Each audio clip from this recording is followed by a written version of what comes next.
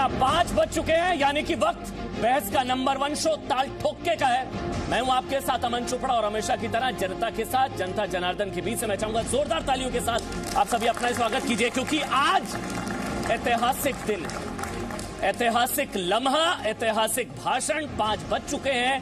2.5 घंटे बाद सबसे बड़ा मंच, सबसे तगड़ा पंच और सबसे ऐतिहासिक भाषण, और सबसे बड़े मंच पर सबसे ऐतिहासिक भाषण की सबसे बड़ी कवरेज जो है वो आप देखेंगे जी न्यूज पर। 7:30 बजे के आसपास प्रधानमंत्री नरेंद्र मोदी का संबोधन होगा। चौथे नंबर पर प्रधानमंत्री नरेंद्र मोदी को बोलना है। 7 बजे के आसपास बताया जा रहा है। हालांकि कहा यह जा रहा है कि ये ऐतिहासिक भाषण होगा, ये भाषण दुनिया बदल देने वाला भाषण होगा। आज भारत बोलेगा, पूरी दुनिया सुनेगी, और ये एक तरीके से कूटनीतिक क्रांति आपने ह्यूस्टन में देखी, आज कूटनीतिक प्रहार आप देखेंगे। लेकिन जब जब ऐतिहासिक भाषणों का जिक्र आता है, आप ये 4 तस्वीर देख रहे हैं, आप समझिएगा, इसको बहुत जरूरी है आपके लिए समझना। जब जब ऐतिहासिक भाषणों का जिक्र आता है, सबसे पहले जिसका जिक्र प्रधानमंत्री ने किया था, दुनिया भर में अलग जगाने का काम सबसे पहले एक नरेंद्र ने किया था, नरेंद्र नाथ, स्वामी विवेकानंद। अब से 125 साल पहले 1893 में विश्व धर्म संसद में स्वामी विवेकानंद, नरेंद्र नाथ स्वामी विवेकानंद ने वसुधैव कुटुंबकम का मंत्र दिया था। ऐतिहासिक भाषण था एक वो भाषण। उसके बाद अटल बिहारी वाजपेयी 1977, मोरारजी सरकार, जनता सरकार में विदेश मंत्री अटल बिहारी वाजपेयी, उन्होंने रंग भेद के खिलाफ अलग छेड़ा था, मंत्र छेड़ा था रंग भेद के खिलाफ। फिर 2014 27 सितंबर प्रधानमंत्री नरेंद्र मोदी का यूएनजीए पहला संबोधन, और अब 74वां यूएनजीए संबोधन प्रधानमंत्री नरेंद्र मोदी का। इसलिए हम कह रहे हैं आज दुनिया का सिर्फ एक केंद्र, सिर्फ नरेंद्र, एक वो नरेंद्र, नरेंद्र नाथ स्वामी विवेकानंद, जिन्होंने अब से 125 साल पहले वसुधैव कुटुंबकम का मंत्र दिया था। और आज प्रधानमंत्री नरेंद्र मोदी, वो नरेंद्र, आज नरेंद्र। 27 सितंबर 2019, ऐतिहासिक भाषण, ऐतिहासिक लम्हा। आज भारत बोलेगा, दुनिया सुनेगी, दुनिया को भारत की ताकत का एहसास कराने वाला ऐतिहासिक भाषण। संबित पात्रा बीजेपी के राष्ट्रीय प्रवक्ता मेरे साथ इस वक्त जुड़ चुके हैं। इसके अलावा एक बहुत बड़ा पैनल है। लेकिन संबित, मैं आपसे सवाल लूं, खबर यह आ रही है कि पाकिस्तान ने फिर से घुसपैठ कराने की कोशिश की है। आप लोग उसकी कूटनीतिक पिटाई करते रहिए, कूटनीतिक मार उसको मारते रहिए, लेकिन ये कूटनीति से नहीं। ये देखिए तस्वीरें जी न्यूज पर। यूएनजीए में मोदी के भाषण से पहले फिर से पाकिस्तान की साजिश के जिंदा सबूत, 5-4 आतंकवादी घुसपैठ की कोशिश में। मतलब कूटनीति नहीं सम्मित, ये कूटने की नीति से ही सुधरेगा पाकिस्तान।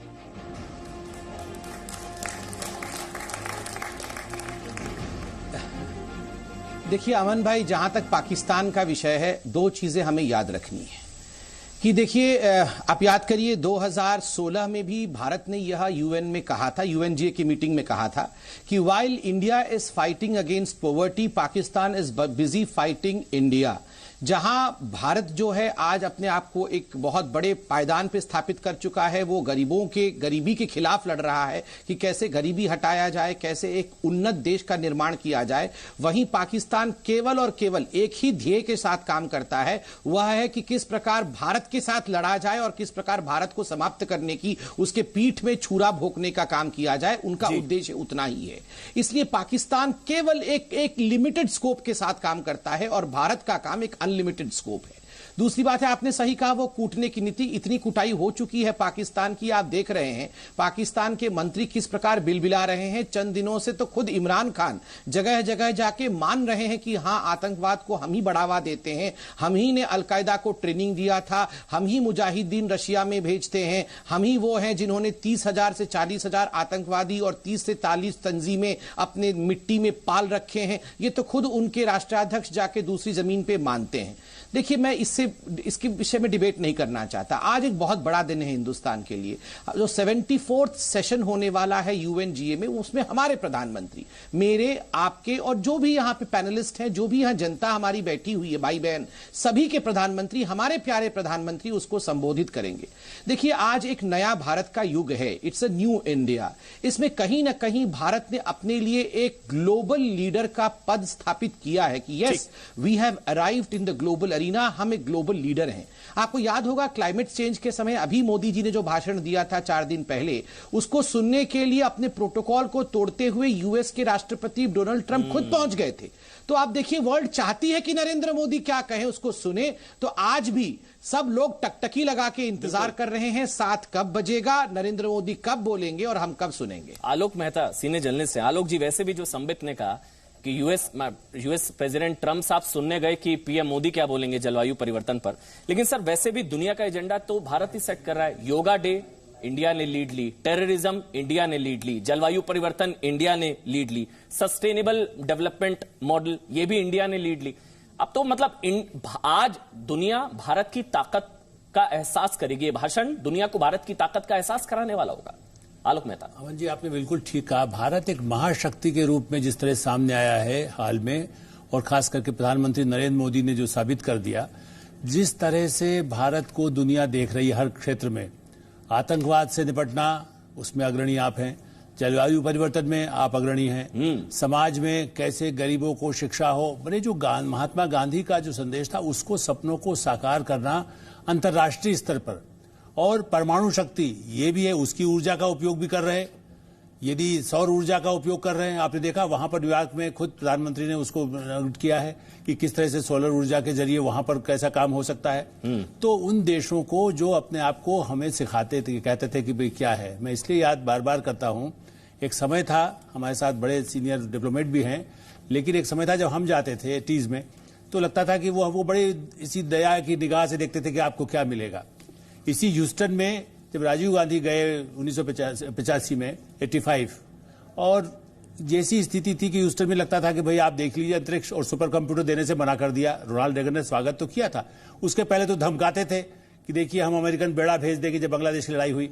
लेकिन आज ऐसी स्थिति यह है कि भारत की तरफ वो देखते हैं कि कैसे भारत से हमको क्या सहयोग मिल सकता है, भारतीयों का क्या योगदान हो सकता है। तो भारत आज जो संयुक्त राष्ट्र में बोलने वाले हैं, ये आतंकवाद के खिलाफ अंतिम लड़ाई का लिए, जैसे कहते हैं ना, सारी दुनिया भारत के साथ है, पाकिस्तान लगभग अलग थलग पड़ चुका है। तो मतलब आतंकिस्तान के ताबूत में आखिरी कील का काम करेगा ये भाषण के सिन्हा। ठीक कह रहा हूं मैं? मेरे साथ संदीप बामजे भी नजर आ रहे हैं, वो भी जुड़ चुके हैं। आदित्य त्यागी, क्योंकि ग्लोबल कवरेज है, सबसे बड़े इवेंट की सबसे बड़ी कवरेज आप देख रहे हैं। आदित्य त्यागी न्यूयॉर्क से हमारे साथ है, उनके पास भी चलेंगे, लेकिन पहले के सिन्हा, उसके बाद संदीप बामजाई, फिर आदित्य आपके पास आऊंगा। के सिन्हा, अमन जी, जो आप आतंकिस्तान के ताबूत में आखिरी कील आज गाड़ेंगे प्रधानमंत्री हमारे। वो कील तो गड़ चुकी है, उन्होंने पहले गाड़ दिया। आज वो देखेंगे निर्णायक लड़ाई की आगाज का जो एक्चुअल प्लान्स है उसको अनरोल करते हुए आप देखेंगे। आप ये देखेंगे एक इंडियन मॉडल से किस तरह से आतंकवाद, जिसको देश ने, ये आगाज तो जॉर्ज बुश ने दिया था 2001 में, वॉर अगेंस्ट टेररिज्म, या तो आप हमारे साथ हैं या अगेंस्ट हैं। मगर वो वॉर ऑन टेररिज्म आज देखिए इतना समय बीत गया, कहीं भी नहीं जाके वो करने का तरीका ही उनका गलत। मगर आज के दिन में जब डोनाल्ड ट्रंप ये कहते हैं कि ये निर्णायक लड़ाई में मोदी जानते हैं कैसे करना, और पूरा दुनिया उस टकटकी लगा कर देख रहा है हिंदुस्तान में, जिस तरह से हमने कश्मीर के अंदर में या और दूसरे भागों में पनपने नहीं दिया इस टेररिज्म को। ये टेररिज्म जब आपको 26/11 होता है, जब आपके देश के हर एक कोने से आप कभी ना कभी बम की धमाका देखते होंगे, वो आज सीमित हो गया था कश्मीर के अंदर। और उस कश्मीर से भी लास्ट 50 दिन से आपने देखा होगा एक भी गोली नहीं चली है। और आप देखेंगे ये मॉडल पूरा विश्व आपको फॉलो करेगा। ठीक, आदित्य त्यागी मैं आपके पास आ रहा हूं, लेकिन एक कमेंट संदीप बामजाई आपसे। संदीप बामजाई, एक तरीके से आज फाइनल मैच है, हम ये कह रहे हैं कि आज फाइनल मैच है, लेकिन हम ये भी कह रहे हैं कि फाइनल मैच से पहले ही मतलब कूटनीतिक पिटाई इतनी घुटनों पर वैसे ही पाकिस्तान आ चुका है, वो फाइनल मैच लायक ही नहीं छोड़ा। मरे हुए को क्या मारना, वो वैसे ही मरा पड़ा है बेचारा, उसकी क्या हालत कर दी है पिछले एक हफ्ते में हम लोगों ने, वैसे ही मरा पड़ा है, उसको फाइनल मैच के लायक ही नहीं छोड़ा। नहीं, वो जो आप कह रहे हैं वो सही है, मगर ये आपको समझ लेना चाहिए कि पाकिस्तान के साथ फाइनल मैच कभी नहीं हो सकता है, क्योंकि पाकिस्तान एक ऐसा देश है, एक टॉक्सिक देश है, रोग स्टेट है, जहां से सब कुछ बंद हो जाएगा मगर एक्सपोर्ट ऑफ टेरर बंद नहीं होगा। आप दुनिया के कहीं भी जब भी कोई बम फटता है या कोई टेरर अटैक होता है, आप उसमें लिंकेज देखिए, पाकिस्तान का लिंकेज जरूर निकलता है। तो पाकिस्तान के साथ फाइनल मैच अभी ये वाला आज का तो बिल्कुल ही नहीं है, क्योंकि पाकिस्तान अपनी आदतों से और हरकतों से बाज नहीं आएगा और आगे जाके भी कुछ न कुछ करेगा। हाँ, डिप्लोमेटिकली ये पिछले 6-7 दिन भारत ने बहुत जबरदस्त काम किया है और प्रधानमंत्री को श्रेय जाता है, क्योंकि उनने जैसे पूरा जो आप घटनाक्रम देखिए, ह्यूस्टन से लेके यूनाइटेड नेशंस जनरल असेंबली जहां आज शाम को बोलेंगे, उनने पूरे विश्व को ये आगाह कर दिया है कि पाकिस्तान एक रोग स्टेट है। आप डोनाल्ड ट्रंप जी का स्पीच सुनिए, उसमें जो सबसे 2 इंपॉर्टेंट वर्ड थी जब वो यूएनजीए में बोले थे, उन्होंने क्या बोला कि विश्व को रैडिकल इस्लामाइजेशन से दूर रखना है। जो दुनिया का जियोपॉलिटिक्स होता है, जिसमें ट्रेड और इकोनॉमिक्स भी इक्वली इंपॉर्टेंट होता है, उसमें भारत की जो इमर्जेंस है काउंटरवेट की, अमेरिका को एक काउंटरवेट चाहिए 2 चीजों में, चीन के अगेंस्ट ट्रेड और इकोनॉमिक्स में काउंटरवेट चाहिए, और जो वॉर अगेंस्ट टेरर है उसमें भी वो एक काउंटरवेट ढूंढ रहा है। वो इंडिया और भारत वो काउंटरवेट बन के निकला है। प्रधानमंत्री को एक चीज के लिए क्रेडिट नहीं दिया जाता है जिसमें उनने कमाल का काम किया है, वो है कि उनने एक एनसर्कलमेंट स्ट्रेटजी की है गल्फ कोऑपरेशन कंट्रीज की, जिसमें आप देखिए कि सुन्नी शिया को भी जो डिवाइड है उसको भी उनने ब्रिज कर दिया है। आप देखिए Saudi Arabia, Abu Dhabi, Dubai, Bahrain, Oman, Qatar, Iran. कल आपने देखा हसन रूहानी जी के साथ प्रधानमंत्री की भेंट हुई, बायलैटरल हुआ, बहुत ही बढ़िया तरीके से हुआ। तो एक भारत एक बैलेंस कर रहा है सुन्नीज के साथ, शियाज के साथ, और जो मुस्लिम देश पाकिस्तान के साथ थे उनको एक एक करके आहिस्ता आहिस्ता करके वहां से तोड़ दिया है प्रधानमंत्री नरेंद्र। ठीक सर, हमारे साथ केसी त्यागी, जियो पॉलिटिक्स है और एक तरफ ट्रंप के साथ जियो इकोनॉमिक्स और जियो ट्रेड भी चल रहा है। ठीक सर, केसी त्यागी भी हैं, उसके बाद आदित्य आपके पास आ रहा हूं। केसी त्यागी, कूटनीति के लिहाज से भारत का सबसे स्वर्णिम दौर, और कूटनीति के लिहाज से पाकिस्तान, कूटनीतिक पिटाई के लिहाज से पाकिस्तान का सबसे बुरा दौर, ऐसे एक्सप्लेन किया जा सकता है इसको? मैं सही कहा आपने, कूटनीतिक दृष्टि से इस समय भारत अपने चरम उत्कर्ष पर है। ऐसा ही एक बार पाकिस्तान 1971 में भी इसी तरह से यूएन में घिरा हुआ था जब बांग्लादेश का युद्ध चल रहा था, लेकिन तब की अब की परिस्थितियों में एक फर्क आया है। तब अमेरिका पाकिस्तान के साथ खड़ा था, आज अमेरिका हिंदुस्तान के साथ ही नहीं बल्कि पीछे खड़ा हुआ था। जब यूएन में 3 दिन तक जुल्फिकार अली भुट्टो अपना राग अलापते रहे कि दुनिया का कोई भी मुल्क हमारे साथ आने को तैयार नहीं है, और किस तरह से पिछले 48 घंटों में हिंदुस्तान ने बांग्लादेश में अतिक्रमण करके आधे से बड़ा हिस्सा वहां पर अपने कब्जे में कर लिया। उस समय भी भारत की आवाज को इसी तरह से सुना गया था, लेकिन तब 7वां बेड़ा भी हिंद महासागर में आया था। इंदिरा जी उस समय प्रधानमंत्री थी। आज परिस्थितियां उससे भी बेहतर हैं, क्योंकि विश्व जगत में आर्थिक तौर पर, कूटनीतिक तौर पर, जियोपॉलिटिकल सिचुएशन में भारत की स्थिति का ये गोल्डन पीरियड अगर मैं कहूं तो अतिशयोक्ति नहीं होगी। भारत समय समय पर अपनी उपस्थिति का दर्ज कराया।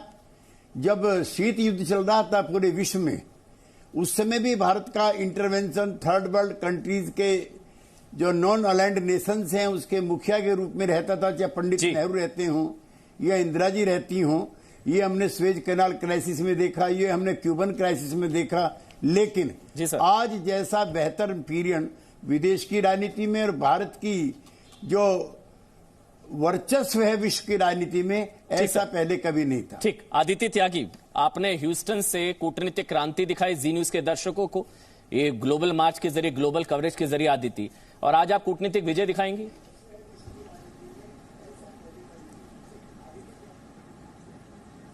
देखिए अमन, आज हम अपने दर्शकों को प्रधानमंत्री मोदी की ग्लोबल स्पीच दिखाने जा रहे हैं। आपको ये बात समझनी है कि संयुक्त राष्ट्र महासभा से बड़ा कोई प्लेटफॉर्म होता नहीं है दुनिया में, और उस प्लेटफॉर्म पर न सिर्फ 135 करोड़ हिंदुस्तानी आज ये सुनना चाहते हैं कि भारत का सबसे बड़ा नेता, भारत के प्रधानमंत्री नरेंद्र मोदी अपने सबसे बड़े भाषण में क्या क्या कहते हैं।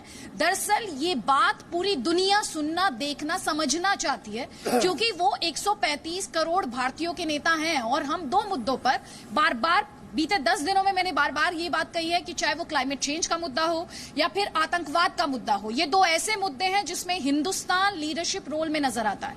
प्राइम मिनिस्टर मोदी बार बार कहते हैं कि एक इंटरनेशनल समिट होना चाहिए आतंकवाद के खिलाफ। ये क्लियर मैसेज आना चाहिए कि पूरी दुनिया एकजुटता के साथ खड़ी है। और साथ ही प्रधानमंत्री ये भी बताते हैं कि एपी सेंटर ऑफ टेररिज्म कहां है। आज के उनके संबोधन की बात करूं, कश्मीर का उसमें जिक्र नहीं होगा। ये भी कहा जा रहा है पाकिस्तान का नाम प्रधानमंत्री नहीं लेंगे, लेकिन आतंकवाद पर वो बहुत बड़ा जोरदार प्रहार जरूर करेंगे। दुनिया उनकी बात सुनेगी। अमन, एक और बात यहां पर याद दिलाना चाहती हूं, हम खड़े हैं न्यूयॉर्क में।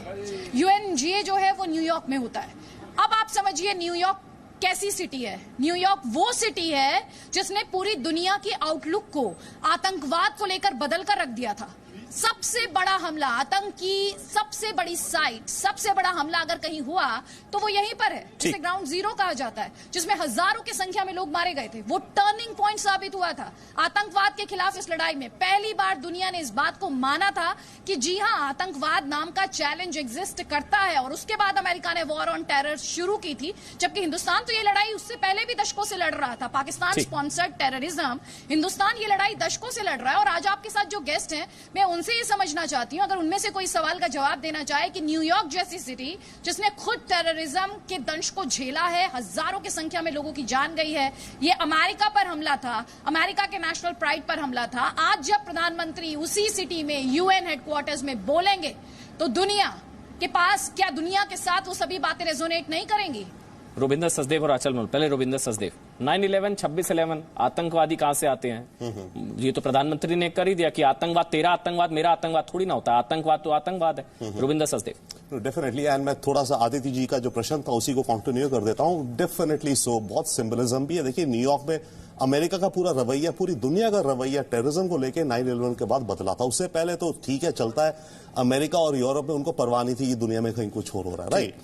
अब जो पॉइंट आपका इस मुद्दे का क्वेश्चन है कि आज जो ओकेजन है, मोदी जी जो स्पीच देंगे, इसकी क्या पॉसिबिलिटी है? मेरे विचार से फॉर मल्टीपल रीजंस ये एक बहुत बहुत बड़ा और बहुत अहम अपॉर्चुनिटी है। इसमें I would really think Modi ji का जो हम ग्लोबल लीडर कह रहे हैं ना, उनका आप देखना, his stature will grow up even more. और मैं स्पेसिफिक एग्जांपल देता हूं शायद कैसे होगा। देखिए, यहां जो ये बात करेंगे, बड़ी बात करेंगे, विश्व की बात करेंगे, ह्यूमैनिटी की, प्लैनेट की, सस्टेनेबल डेवलपमेंट एंड ऑल, और टेरर। अब टेरर को जो निकालना है, सभी कहते हैं निकालो, पर टेरर निकलेगा कैसे? टेरर को निकालने के दो तरीके, एक ही तरीका दिखता है सारी सरकारों को कि मिलिट्री और बढ़ाओ, गन्स और बढ़ाओ, बॉम्ब्स और बढ़ाओ, टेक्नोलॉजी डालो, पैसा खर्च करो, आतंकी रुक जाएगा। वो तो है एक सोल्यूशन, बट वो कंप्लीट काफी बड़ा सोल्यूशन नहीं है। बड़ा सोल्यूशन है विचारधाराएं को बदलना, और ऐसी विचारधारा आना, जैसे वासुदेव कुटुंबकम अगर हम कहते हैं कि उस विचारधारा को हर बच्चा, हर इंसान, आ रहा हूं, लेकिन आंचल मल्होत्रा, ये विचारधारा तो बदलनी होगी। मतलब अगर आतंक मुक्त दुनिया बनानी है तो आतंक का नजरिया, आतंकवाद को लेकर नजरिया बदलना होगा। रंगभेद, अटल जी ने रंगभेद के खिलाफ ताल ठोकी थी ना। आज प्रधानमंत्री नरेंद्र मोदी आतंकवाद को लेकर जो भेद किया जाता है ना, गुड टेररिज्म, बैड टेररिज्म, उसके खिलाफ ताल ठोकनी होगी। उसके बाद समेत आपके पास आ रहा हूं, बोलिए आंचल मल्होत्रा। नहीं, बिल्कुल अमन, देखिए 2014 ऑनवर्ड्स प्रधानमंत्री मोदी के जो एजेंडा है उस पे आतंकवाद जो टॉप प्रायोरिटी रहा है। और उन्होंने पिछले कुछ सालों में जो इंटरनेशनल कम्युनिटी है उसका पूरा ओपिनियन मोबिलाइज किया है, और उसमें उन्होंने 3 या 4 बड़ी बड़ी बातें करी है। सबसे पहली बात जो संदेश उन्होंने दिया है वो ये है कि आतंकवाद जो है ये कोई लोकल इशू नहीं है, ये एक ग्लोबल इशू है और इसके लिए ग्लोबल सॉल्यूशंस की जरूरत है। ठीक। दूसरी जो उन्होंने आतंकवाद से जुड़ी हुई बात के ऊपर जोर दिया है वो ये है कि कोई टेररिस्ट होता है, कोई गुड टेररिस्ट नहीं होता, कोई बैड टेररिस्ट नहीं होता। ये नहीं होता कि आप अपनी कन्वीनियंस के हिसाब से, जैसे तालिबान के कुछ लोगों को उठा ले और बोले ये तो अच्छे टेररिस्ट हैं, हम इनसे बातचीत कर लेंगे और इनको सरकार में बिठा देंगे, या जो भी है। ठीक। तीसरी बात जो उन्होंने कही वो तीसरी बात जो हम कहते हैं वो ये है कि टेररिस्ट का कोई धर्म नहीं होता है। टेररिज्म जो है वो टेररिज्म है, ये ना हिंदू है, ना मुसलमान है, ना सिख है, ना ईसाई है। तो इसको हमें इन बातों से ऊपर उठ के बात करनी पड़ेगी। लेकिन आदित्य, आप बीच में सवाल पूछना चाहती हैं, पूछ सकती हैं, लेकिन मेरा एक सवाल संबित से है, उसके बाद आप सवाल पूछ सकती हैं। संबित, ये तो प्रधानमंत्री ने क्लियर कर दिया भाई, 9/11 और 26/11 में फर्क नहीं है ना। तो जो हिसाब, मतलब लड़ाई अलग अलग नहीं है ना। तो जो 9/11 की लड़ाई जिस तरह से लड़ी गई, लादेन को घर में घुस के मारा गया, हाफिज सईद को भी वैसे उठा लिया जाए। 9/11, 26/11 गुड टेरर बैड टेरर थोड़ी ना होता है। आतंकवाद आतंकवाद है। फिर किसी त्यागी जी आ रहा हूं। देखिए, हाफिज सईद के घर के अंदर घुस के मारा जाएगा, ये तो एक ऐसा विषय है जिसके विषय में मैं टीवी पे डिबेट नहीं कर सकता। ये तो सीक्रेट और कोवर्ट ऑपरेशंस होती है। मगर मैं चाहता हूं आप मुझे 50 सेकंड दें और 2014 से 2018 तक किस प्रकार से यूएन में इंडिया ने क्या क्या पॉइंट रखे, उसके मोटे मोटे बिंदुओं को मैं रख दूं ताकि हम एक प्रिमोनिशन कर सके कि आखिर आज किस प्रकार का वार्ता होगा। 2014 में स्वयं प्रधानमंत्री मौजूद थे। प्रधानमंत्री जी ने एक बहुत अहम मुद्दे पर एम्फेसिस दिया था, वो था early adoption of the comprehensive convention on global terrorism. ये एक बहुत बड़ा मुद्दा प्रधानमंत्री नरेंद्र मोदी जी का यूएनजीए में हमेशा रहा है कि ये जो comprehensive convention of global terrorism है, इसको विश्व और यूनाइटेड नेशन जल्दी से जल्दी अडॉप्ट करे। दूसरा, देखिए अभी भी एक जलजला आया हुआ है, अर्थक्वेक आया हुआ है जम्मू कश्मीर में, और सबसे बड़ा तो जलजला वहां पे है, पीओके में है। उस समय आप याद करिए 2014 में फ्लड आया हुआ था, तो प्रधानमंत्री ने कहा था कि हमने बहुत बड़ा फ्लड रिलीफ ऑपरेशन अरेंज किया है जम्मू कश्मीर में, अगर पाकिस्तान चाहे तो हम पीओके को भी फ्लड रिलीफ ऑपरेशन में मदद कर सकते हैं, हम वहां मदद की हाथ बढ़ा सकते हैं। दूसरी बात, 2015 में नवाज शरीफ ने पहला भाषण दिया था, उसके बाद सुषमा जी ने भाषण दिया था। नवाज शरीफ ने कहा था कि हमारे पास 4 पॉइंट एजेंडा है पीस के लिए। तुरंत सुषमा जी ने जवाब दिया था कि 4 पॉइंट एजेंडा नहीं है हमारे पास, 1 पॉइंट एजेंडा है पीस का, कि टॉक एंड टेरर दोनों एक साथ नहीं चल सकती है, एजेंडा केवल एक ही है। फिर 2016 में पुनः नवाज शरीफ ने पहले भाषण रखा था और उन्होंने कहा था तो मैं आपसे कुछ पूछना चाहूंगी। बोलिए त्यागी, पूछिए जी। अदिति जी, संबित, मेरा सवाल ये है, प्रधानमंत्री मोदी, इसमें कोई डाउट नहीं, डिप्लोमेटिकली इंडिया बहुत बड़ी जीत दर्ज कर रहा है, हमारे बॉर्डर पर हमारे फोर्सेस बहुत अच्छा काम कर रहे हैं। लेकिन बीते एक हफ्ते से मैं न्यूयॉर्क में हूं और पाकिस्तान जिस तरह की एग्रेसिव पोस्चरिंग कर रहा है, जिस तरह से वो कश्मीर को लेकर जगह जगह जा रहा है, यहाँ पर मैंने देखा यहाँ पर ट्रक्स चल रहे हैं संबित, यहाँ पर स्क्रीन्स पर कश्मीर को लेकर हिंदुस्तान के खिलाफ दुष्प्रचार किया जा रहा है, हिंदुस्तान उसे ग्राउंड पर फाइट कर रहा है। लेकिन मेरा चैलेंज ये है, मेरा सवाल ये है कि जब आपका नेबर इतना एग्रेसिव होता है, व्हाट नेक्स्ट? आगे क्या? हिंदुस्तान ना झुका है ना दबा है, लेकिन आगे क्या? ठीक, केसी त्यागी जी आपके पास आ रहा हूं, 30 सेकंड संबित पात्रा। देखिए, मैं एक यहाँ पे छोटा सा मैं यहाँ एक छोटा सा विषय रख दूं। वैसे तो मैं नहीं जानता प्रधानमंत्री क्या बोलने वाले हैं और ना ही मैं प्रीएम्प्ट कर सकता हूं, मगर एक बात जो हमारा विदेश मंत्रालय बार बार कहता रहा है कि कश्मीर का इशू हमारा द्विपक्षीय इशू है, इट्स अ बायलैटरल इशू, उसके विषय में प्रधानमंत्री कुछ नहीं बोलेंगे कश्मीर को लेकर, यह हमारा विदेश मंत्रालय भी कहता रहा है।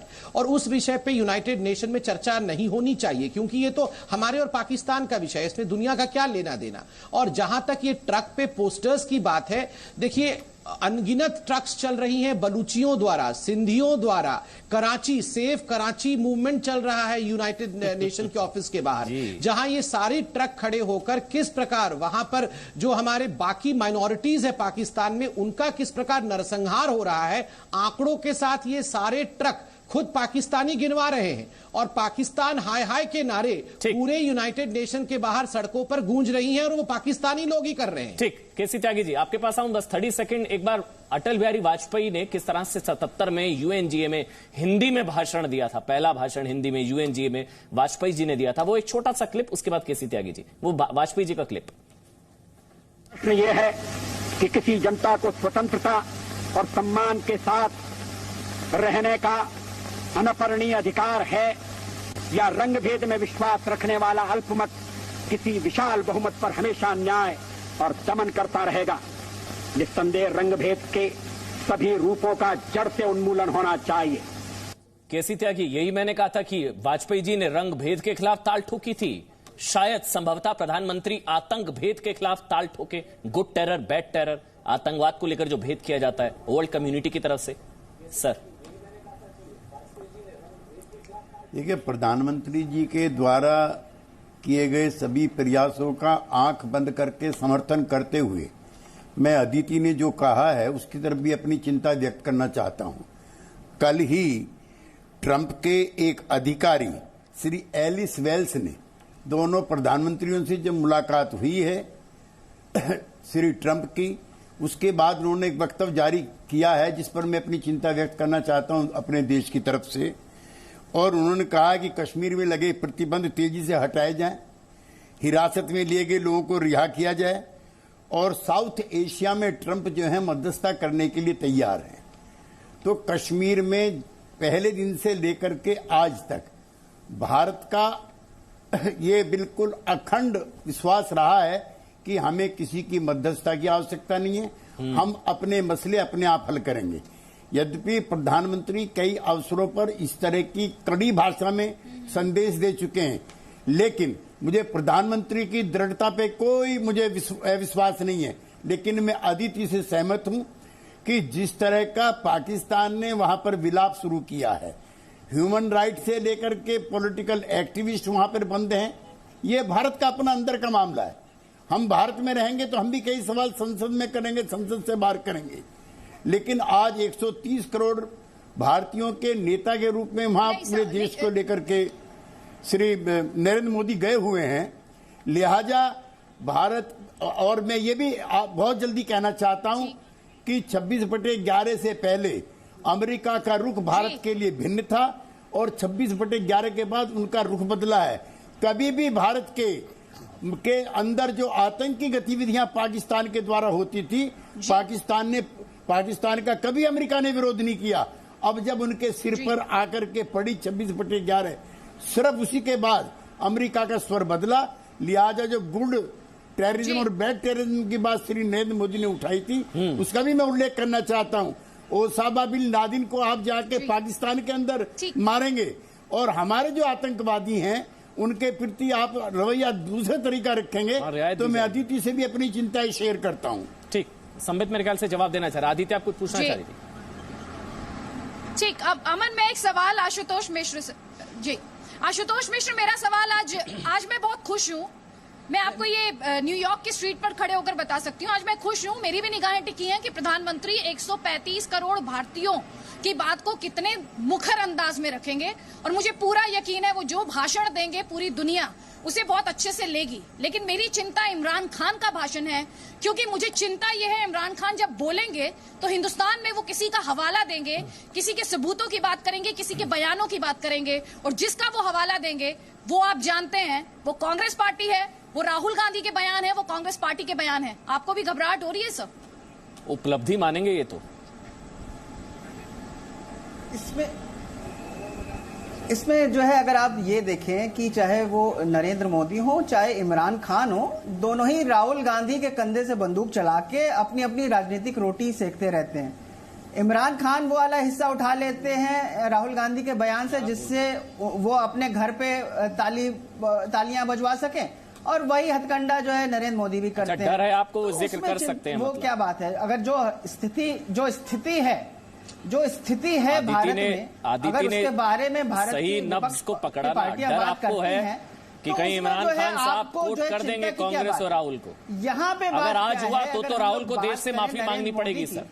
अगर आज ऐसा हुआ, जो है मैं ताल ठोक कर कहता हूं सर, अगर आज ऐसा हुआ कि इमरान खान ने यूएनजीए के भाषण में अगर कांग्रेस या राहुल गांधी को कोट किया तो राहुल गांधी को देश से माफी मांगनी होगी सर।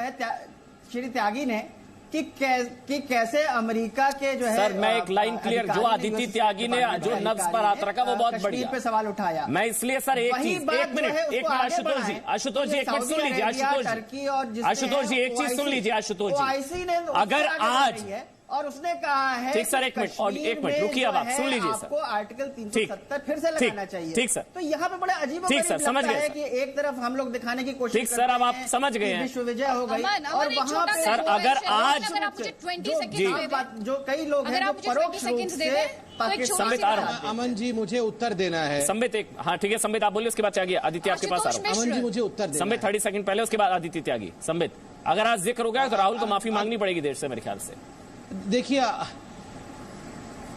देखिए अमन जी, मैं गुजारिश करता हूं और आपको एक धन्यवाद भी देता हूं। आज आपने पैनल बहुत अच्छा चुना हुआ है, कितने विज्ञ और कितने बड़े लोग इस पैनल में। मैं आपसे एक रिक्वेस्ट करता हूं, इस राहुल गांधी को आप खींच के इस पैनल में खराब मत करिए, इस डिबेट को बिगाड़िए मत। He is a non entity. देखिए इतना बड़ा विषय होने वाला है, यूएनजीए में हमारे प्राइम मिनिस्टर बोलने वाले हैं, पूरा विश्व देखने वाला है। ये जो कहा जा रहा है कि अभी देखिए, मुझे बड़ा आश्चर्य लगा कि आशुतोष जी ने कहा कि प्रधानमंत्री नरेंद्र मोदी हो या इमरान खान हो, दोनों ही राहुल गांधी के कंधे पर रख के बंदूक चलाएंगे। ये मुझे बहुत तकलीफ हुई इस बात से। आप क्या कंपेयर कर रहे हैं? Narendra Modi ji, Rahul Gandhi, why would he even remember Rahul Gandhi in UNGA? पूरे विश्व की चिंता करने वाले हैं कौन? Who, with all due respect sir, why should we discuss Rahul Gandhi at all? Please let Rahul Gandhi be in peace. छोड़िए राहुल गांधी, कांग्रेस पार्टी भी छोड़ दें क्या? देश बढ़ चुका है, राहुल गांधी के बारे में डिस्कशन नहीं करते। वो भी इमरान खान को और नरेंद्र मोदी को एक ही स्तर पे रखते हैं, कहते हैं बोथ आर जेंटलमैन।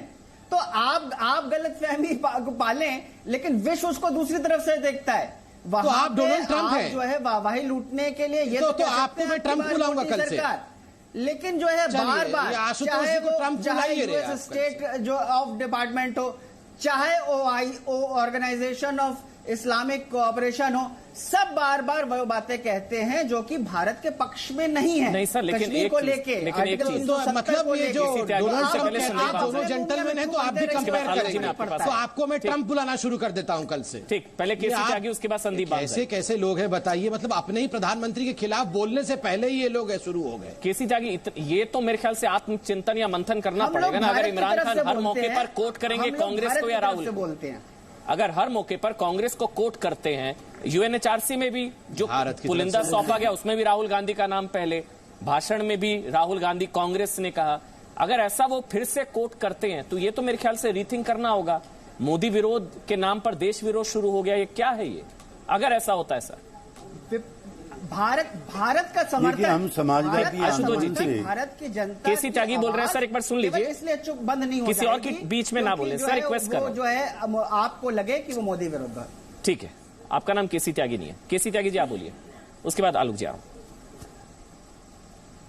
देखिए, हम समाजवादी आंदोलन से जो निकले हुए लोग हैं, वो नेहरू जी से भी डिफर करते थे कई मामलों पर, इंदिरा जी से भी करते थे, जनसंघ के साथ हम रहते हुए भी कई सवालों पे हमारी अलग राय रही। लेकिन जब देश का प्रधानमंत्री विदेश जा रहा होता है तो सारे देश के बोझ और जिम्मेदारियां उसके कंधे पर होती हैं। उस समय उसमें कमी निकालना, उस समय उसकी आलोचना करना, और ऐसी आलोचना जो हमारे राष्ट्रीय हितों को भी खरोचती हो, उससे हमें परहेज करना चाहिए। इस समय बहुत नाजुक मामला है कश्मीर को लेकर के। हमारी पार्टी ने भी यद्यपि एक अलग राय रखी थी, लेकिन आज जब UNGA में प्रधानमंत्री हैं और पाकिस्तान अपने जीवन के सबसे कठिन दौर से गुजर रहा है 1971 के बाद, तो उसकी एग्रेसिवनेस भी हमें समझ आती है। लेकिन मैं फिर अपने उसी पॉइंट पर आना चाहता हूं। 1952 से लेकर के, बल्कि 1949 से लेकर के जब पहली बार UN में कश्मीर का मामला गया था, तब से लेकर के अब तक जो तेरा टेरर और मेरा टेरर, वो अमेरिका की नीति रही है। कल के भी मैं फिर आप दोहराना चाहता हूं, I must not be misunderstood. प्रधानमंत्री की क्षमता और योग्यताओं पे तमाम यकीन रखते हुए, मैं अब ये डिप्लोमेट भी 2-3 बैठे हुए हैं, मैं उनकी भी जानकारी मिलाना चाहता हूं कि दर्जनों मौके ऐसे हैं जब अमेरिका ने भारतीय हितों के विरुद्ध UN में काम किया है, ठीक है, पाकिस्तान का साथ दिया है। आज जो F-16 है, ये पाकिस्तान को अमेरिका का दिया हुआ है। पाकिस्तान जो है सीटों का मेंबर रह चुका है, जिसका काम इस भारतीय उपमहाद्वीप में घेरेबंदी का था। लिहाजा कल के इस वक्तव्य से मेरी चिंताएं बढ़ी हैं। जो विदेश मंत्रालय, जो वहां के अधिकारी ने बयान दिया है, उसके बाद मेरी चिंताएं बढ़ी हैं। कश्मीर भारत का है, अभिन्न अंग है, और कश्मीर में क्या करना क्या नहीं करना, ये भारत का निजी मामला है, आंतरिक मामला है, और दुनिया की किसी भी ताकत को ये मेरे भारत के निजी मामलों में दखल देने का आपके पास आऊंगा अधिकार नहीं है। लेकिन संदीप बामजाई, ये जिसका जिक्र अभी केसी त्यागी ने किया, Sambit Patra, good terror bad terror, इसका एग्जाम्पल तो कल ही देखने को मिला है। संयुक्त राष्ट्र की तरफ से अकाउंट्स डीफ्रीज, 1.5 लाख रुपए महीना, दुनिया पूरी चुप। जो कमेटी, यूएनएससी कमेटी 1267, जो 1.5 लाख रुपए महीना, हाफिज सईद आतंकवादी नहीं है क्या? वो तो ग्लोबल टेररिस्ट है, उसके लिए रियायत। जिस संयुक्त राष्ट्र ने पाबंदी लगाई, ग्लोबल टेररिस्ट घोषित किया, उसे ने रियायत दे दी। ये भी तो गुड टेरर बैड टेरर है, दुनिया चुप। उनके अगेंस्ट अमेरिका ने ही $10 मिलियन की बाउंड्री रखी है। Exactly. उसके बावजूद जो कल यूनाइटेड नेशंस के सिक्योरिटी काउंसिल ने किया, वो तो मतलब सब लोग अचंभित रह गए। देखिए, टेरर के मामले में एक तो जो ये कांग्रेस की पॉलिसी है वो तो मुझे समझ नहीं आती है, बिकॉज इसमें टेरर के मामले में you have to be bipartisan completely.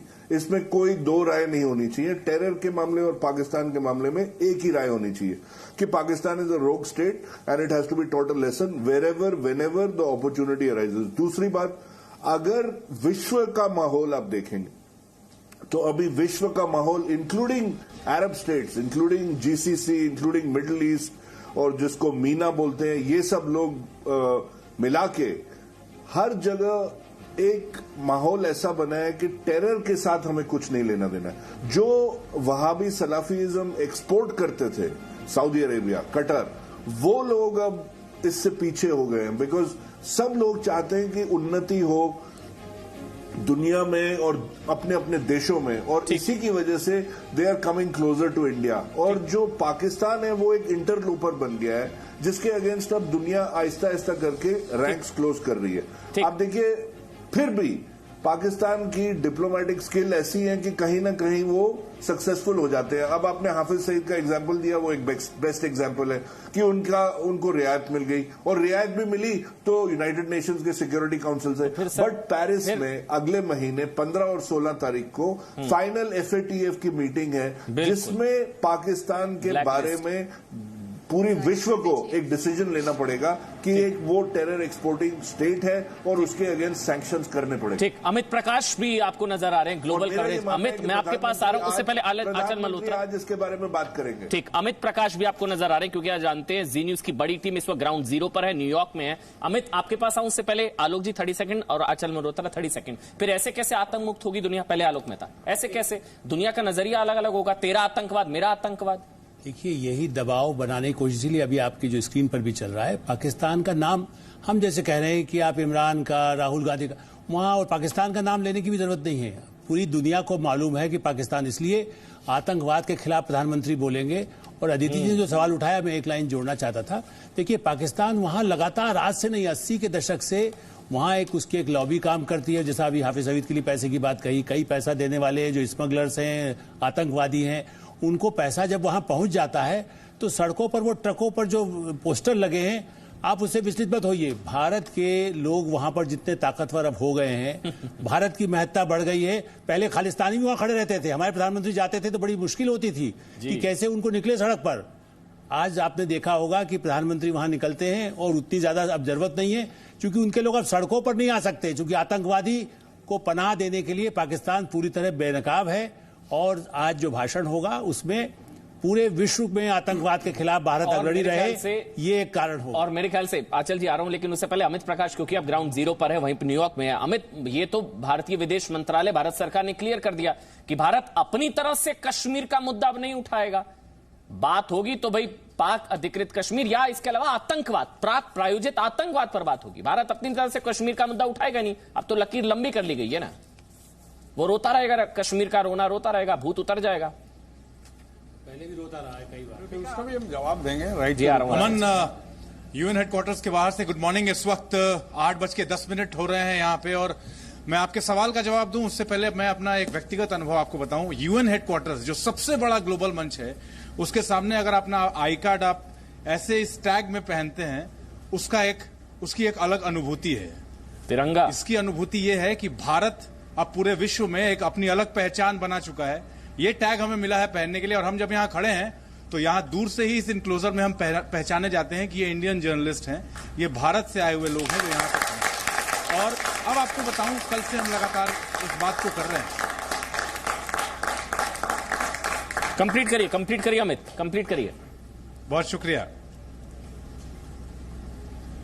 मैं जो बात कहना चाह रहा था, हम लगातार अब ह्यूस्टन से लेके और न्यूयॉर्क की बात कर रहे हैं, और आज का दिन आप सोचिए तो सबसे अहम सिर्फ भारत के लिए नहीं है। हम लगातार ये बात भी कह रहे हैं कि आतंकवाद के मुद्दे पर इस सबसे बड़े ग्लोबल मंच से, सबसे बड़ा ग्लोबल प्लेटफॉर्म है, यहां से पूरी दुनिया 193 देश सुनेंगे प्रधानमंत्री को, और वैसी स्थिति में यह बात बिल्कुल क्लियर हो जाती है कि आतंकवाद पे हमारा स्टैंड बिल्कुल क्लियर है, उसको लेके कोई कंफ्यूजन नहीं है। और यह बात भी साफ है, आप 2-3 स्टेटमेंट्स अमन हम बात करते रहेंगे, लेकिन देखिए एक स्टेटमेंट जो अब से ह्यूस्टन से लेके और अब तक में डोनाल्ड ट्रंप का एक स्टेटमेंट मुझे नहीं भूल रहा। मोदी निपट वो स्टेटमेंट था पाक प्रायोजित आतंकवाद पे। प्रधानमंत्री मोदी और बायलैटरल मीटिंग जब डोनाल्ड ट्रंप की चल रही थी तो किसी ने पूछा, किसी पत्रकार ने, कि पाक प्रायोजित आतंकवाद पे क्या कहेंगे आप, कैसे होगा? एक ही लाइन थी डोनाल्ड ट्रंप की, the prime minister will take care of that. ये लाइन अपने आप में संपूर्ण है, इसके आगे पीछे कुछ कहने की जरूरत नहीं है। यानी कि पूरी जिम्मेदारी मैं आखिरी पड़ाव में हूं कार्यक्रम के, क्या चाहूंगा किस तरीके से जितने भी पैनलिस्ट हैं सब एक एक करके अगर मुझे बता पाए उनको क्या लगता है कौन सा बड़ा मुद्दा रहेगा। मैं संबित से शुरू कर रहा हूं। संबित, छोटा क्या कौन से मुद्दे उठा सकते हैं प्रधानमंत्री आपके हिसाब से? सवाल है अमन, मेरा एक सवाल है। ठीक अमन, मेरा एक सवाल है। ठीक, आदिति।